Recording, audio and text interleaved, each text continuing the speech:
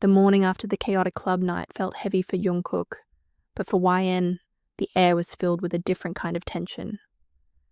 As the clock approached 1 p.m., she made her way down to the canteen, her heart feeling lighter at the prospect of seeing Minho. However, as she spotted him sitting at their usual table, something felt drastically off. Minho wasn't his usual cheerful self. He wasn't looking at his phone or sketching out R&D designs. He was staring blankly at his untouched tray, his leg tapping a nervous rhythm against the floor. YN approached him slowly, sliding into the seat opposite him. She watched him for a moment, noticing how he avoided her gaze. "Minho?" "Hey," she said softly, reaching out to tap the table to get his attention. He jumped slightly, his eyes finally meeting hers, but they were filled with a jittery energy she had never seen before. "Minho, you don't look right today. You look troubled. Did something happen in R&D? Or is it something else? Please, tell me what's wrong," YN asked, her voice laced with genuine concern. Minho wiped a bead of sweat from his forehead, his hands visibly trembling as he gripped the edge of the plastic tray. "It's not work, YN," Minho stammered, his voice barely a whisper. "Then what is it?" "You're making me nervous," she said, leaning in. Minho took a deep, shaky breath, looking around the crowded canteen as if making sure no one, especially no one from the 24th floor, was listening. "I've been thinking about us," he began, his voice cracking slightly. "About this past month. About our late-night messages and the way you're the only person in this entire building who makes me feel like I'm not just a cog in a machine. YN, I can't keep pretending that I just want to be your lunch friend anymore." YN froze, her breath catching in her throat. "Minho, what are you saying?" "I'm saying that I've wanted to tell you something for a long time, but I was scared," Minho replied, his nervousness reaching a fever pitch. "But after last night, after thinking about how much I care for you, I can't stay silent. I need to know where we stand." The noise of the canteen seemed to fade into a dull hum for Minho. He stood up abruptly, drawing the eyes of several nearby tables. YN's eyes widened in shock as she watched him move around the table.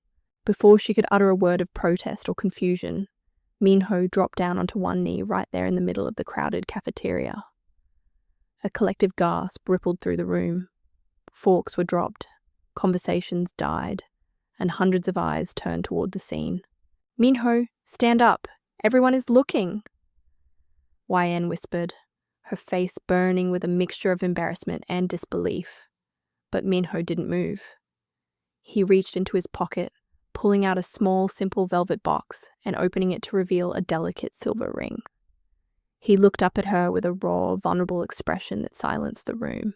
"YN, I know we work in a place that's cold and demanding, but you are the warmth in my life," Minho declared, his voice projecting across the canteen. "I want to be the one you talk to at 2 a.m. I want to be the one who waits for you every day. Will you be my girlfriend?" YN sat paralyzed, her heart hammering against her ribs like a trapped bird. She looked at Minho, kind, gentle Minho, who had been her only light in the darkness of Jungkook's tyranny. She thought of the brainless boss who only gave her orders and the brothers who teased her. She looked back at Minho's hopeful, trembling face. A wave of affection and a desire for some normalcy in her chaotic life washed over her. "Yes," she whispered, then louder as a tear escaped her eye. "Yes, Minho, I'll be your girlfriend." The canteen erupted into thunderous applause and cheers. People stood up, whistling and clapping for the new couple. Minho stood up, his face radiant with joy, and slid the ring onto her finger before pulling her into a tight, spinning hug. YN laughed, burying her face in his shoulder, unaware that several employees were already pulling out their phones to record the moment, and that the news would reach the 24th floor faster than she ever could. The atmosphere on the 24th floor of Jeon Enterprises had always been cold, but today it felt like a blizzard had settled into the hallway.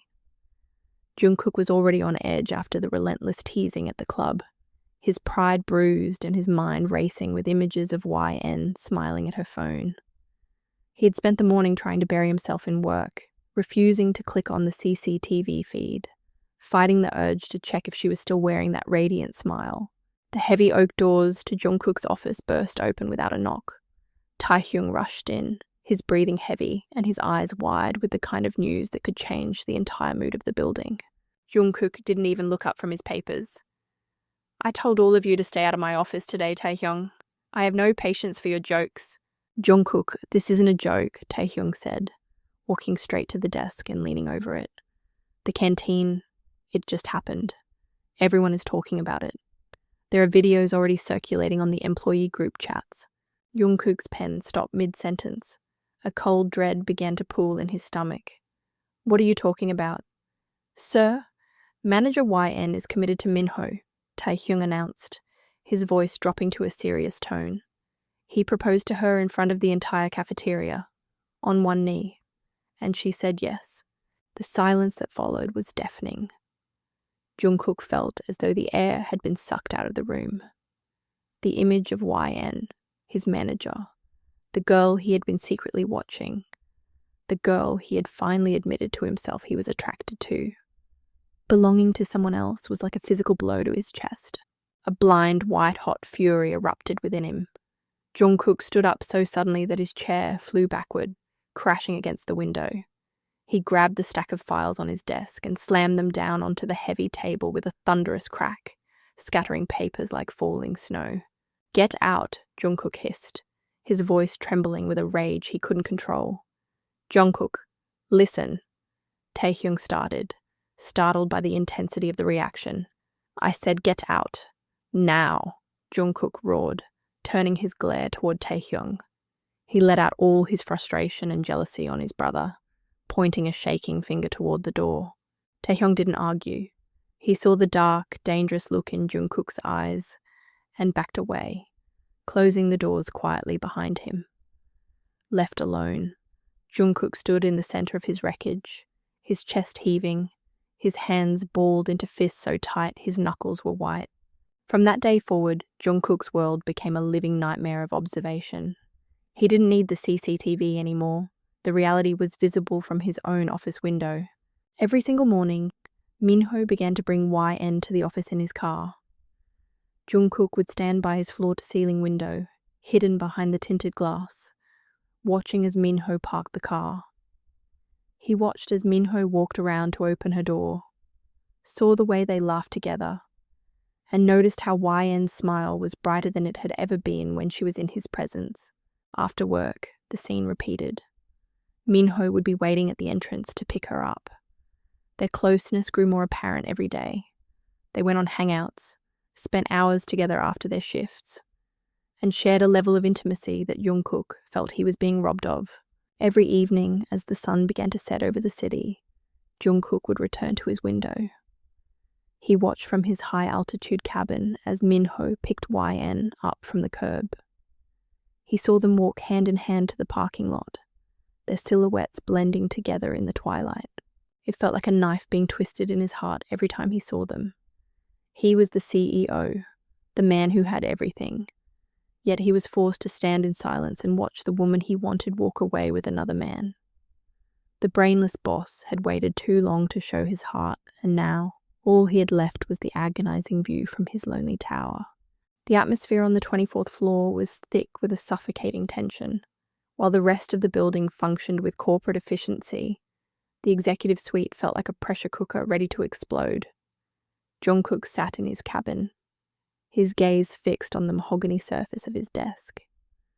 But his mind was a chaotic storm of bruised pride and lingering jealousy. The moment YN stepped into the office, the intercom buzzed with a sharp, ear-piercing tone. Without a second of delay, she entered Jungkook's cabin. He didn't even look up as she approached. Instead, he grabbed a report from his desk and slammed it down with a thunderous crack that echoed off the glass walls. "Is this how you work, Manager YN?" Jungkook's voice was like a whip. "I found 3 typos in this summary. Do you think I pay you to be sloppy? Or is your mind so occupied with your personal celebrations that you've forgotten how to be a professional?" YN felt the sting of his words. She knew the report was nearly perfect, But she also knew that today he wasn't looking for excellence. He was looking for a reason to vent his frustration on her. Before she could offer an explanation, he shoved a massive, leather-bound folder toward her. It was filled with raw data, financial projections, and legal jargon. "We have a massive meeting tomorrow morning at 9 a.m. with Jeon Enterprises for a major deal," he stated, his eyes cold and unwavering. "I need a complete, high-level presentation prepared.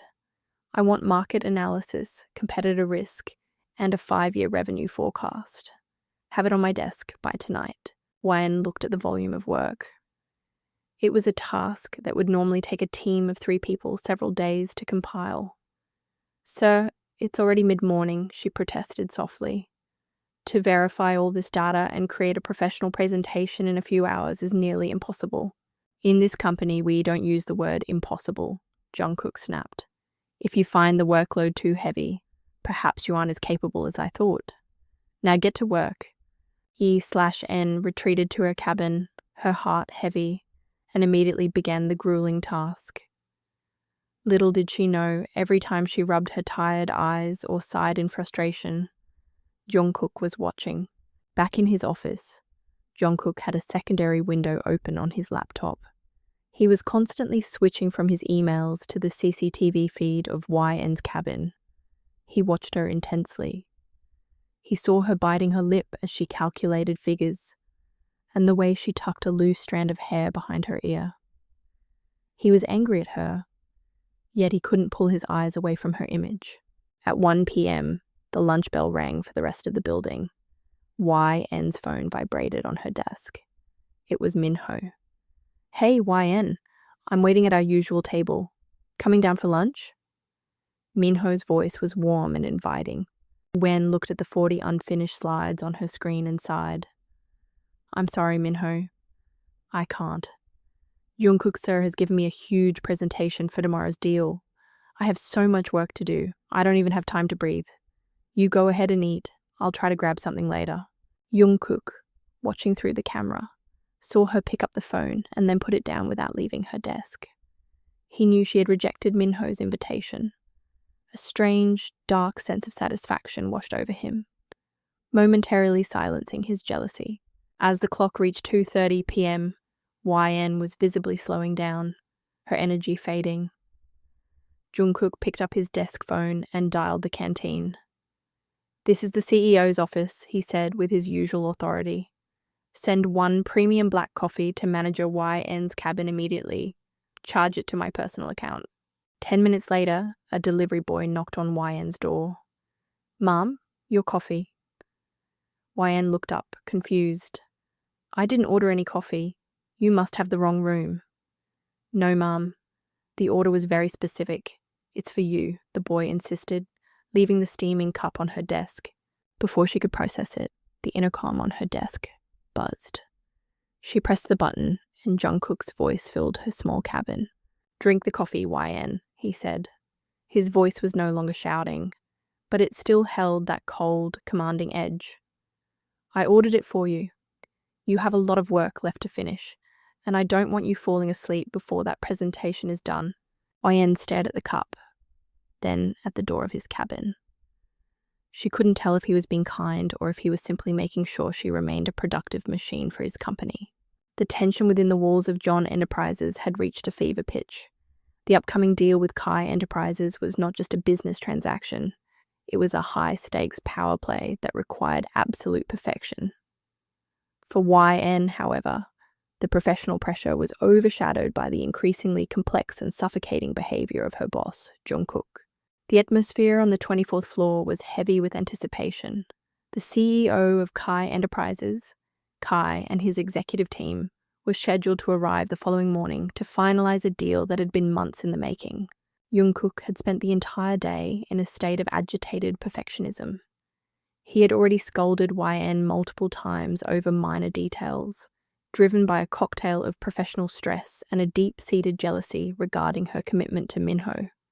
He demanded a presentation that was not just informative, but flawless, a visual representation of the dominance of Jeon Enterprises. As the clock struck 6 p.m., the usual exodus of employees began. The bright lights of the office floors started to dim, leaving only the executive wing illuminated.